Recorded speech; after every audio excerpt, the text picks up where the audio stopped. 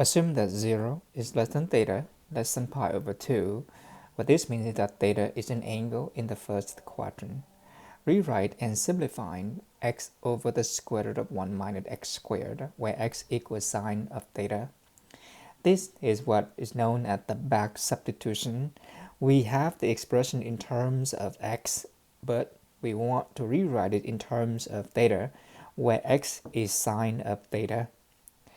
We will replace or substitute every expression with x or in terms of x and rewrite it in terms of trigonometric function theta, where theta is in the first quadrant. First, the numerator is x, so we will substitute this with sine of theta. That is the given. The denominator is the square root of 1 minus x squared, where 1 minus x squared is 1 minus x is given sine theta. But this is 1 minus sine squared of theta, which is cosine squared of theta.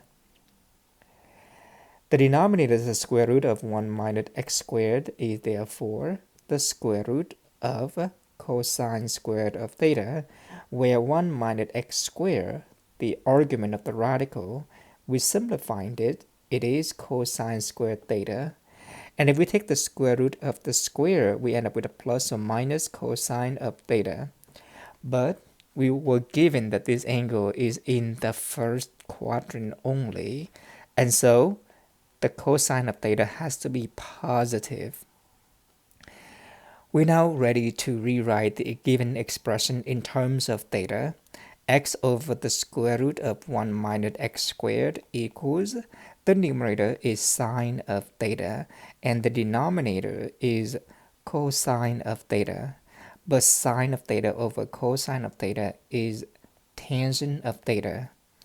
Given the expression in terms of x, in calculus, in some cases, we want to perform a back substitution or a reverse substitution to rewrite the expression in terms of trigonometric function only.